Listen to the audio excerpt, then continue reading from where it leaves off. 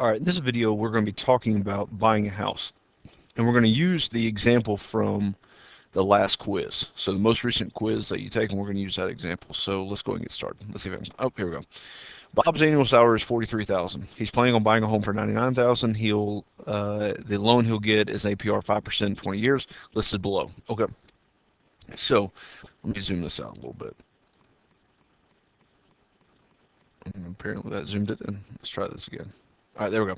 All right, so the bank wants Bob to have a down payment of 20%. What will his down payment be? Now, what we have here is he wants to buy a home for $99,000, and they want to, or the bank wants him to put an down payment uh, before he can loan the money. So basically, what I'm going to do very simply is I'm going to do my work over here, $99,000, and I'm going to multiply that by 0.2. And so my answer ends up being $19,800. So this is how much money he is going to have to put down first. All right. Now, question number 7, how much will Bob need to borrow? Well, the house is $99,000. So the house is $99,000, but he is going to put down $19,000 or $19,800. So basically, I'm just going to subtract the two. So when I subtract the two, my answer is $79,200. So he's going to borrow from the bank $79,200. All right. Now use the monthly payment formula. Now the monthly payment formula, let me show you real quick. It is this guy, the big guy, this one right here. That's what we're going to use. Okay. So here's what it's going to look like. Okay. $79,200. This represents P. Let me go back to the formula here. P represents how much money you're borrowing. All right, some students are messing up on that. They're not putting 79,000, putting like 99,000 or something. But this represents how much money you are that you're borrowing. All right, so here's how you do it. In your graphing calculator, you're going to start with this, which is 0.05 divided by 12. Then you are going to, let's see. Oops, I messed up. Hold on. And then you're going to add 1. So that should be an addition sign. So you're going to then add 1, which means you're going to do this. That's your second thing you're going to do. And then you're going to raise it to the power of 12 times 20. And then you are going to multiply the rest of all of this. And then your answer for your numerator is $895.17. That is your numerator. And so for your denominator, you do the same exact setup. And so that means starting with the fraction and then adding 1. I don't know why I keep on putting -1 there. That should be a +1. Sorry. Then you add 1. Okay. So then you add 1, then you raise it to the power, and then you subtract 1. And so for your denominator, you would get 1.71. Okay. Then you divide these two out, and so your monthly payment is going to be $523.49. So every month you're paying $523.49. Now let's keep going.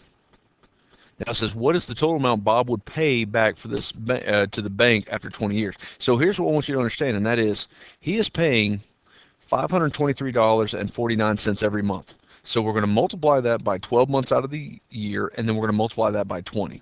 So we're getting the total amount that he has paid back. And so once we press enter on our calculator, he would have paid back $125,637.60. That's how much money he has paid back to the bank after 20 years. Now the question is, the next question is, what will be his total interest after 20 years? Well, after 20 years, basically what's going to happen is he paid $125,637.60, but he only needed to borrow $79,000. So we're just going to simply subtract $79,200 because the interest in this question is how much more did he pay over and beyond. So how much more did he pay over and beyond? It's just a quick subtraction problem, and that ends up being 46,000. Let me write this down. $46,437.60. That's how much money. All right. Now, most homeowners write a monthly check to the bank that contains the homeowner's insurance and the property tax and the mortgage payment. How much will Bob's monthly check be? Well, it says his homeowner's insurance and the property tax. Well, looking up at the very top, his homeowner's insurance is $95. His property tax is $150, I'm sorry. And then lastly, his mortgage payment is $523. So very simply, what I'm going to add is these three numbers: 95, 150, and 523. So when I add all this up, I end up with um, $768.49. So $768.49. That's how much money he's writing. That's the check that he's writing to the bank every single time. All right, the last one I'm going to show you is another question. Basically, it's word for word the exact same, except the numbers are different. So now Bob's annual salary is 79 or 75,000, and he's planning on buying a home for 125. He'll loan, I'm sorry, the loan he'll get has an APR 4% and will be for 30 years, listed below all the monthly expenses. So Bob wants to have a down payment of 20%. What will be his down payment? Well, very simply, what I'm going to do is I'm just going to take 125,000 and multiply it by 20%. So that means his what will be his down payment? It'll be $100,000. Oh, I'm sorry, $25,000. Sorry about that. I already did a subtraction problem. All right. Now, feel free to pause the video and do this your own. Do this on your own. Just check my work. How much will Bob need to borrow? Very simply, it's going to be 100,000 because 125 is the house. He's putting down a $25,000 payment. Now, use the monthly payment formula. The answer that I got, and I'm speeding up here, is going to be $478.14. Now, if you happen to get something that might be a little off, it's okay. I will accept it. Okay. All right, 20. What is the total amount that Bob will pay back? Let's say after 30 years. Well, that's $478 every month for the next 30 years of his life. So that ends up being $172,129.87. So he's wanting to borrow 100 grand and he's going to end up spending a lot more. Now for question number 21, if you remember, what is total interest? That basically means what is he paying over and beyond.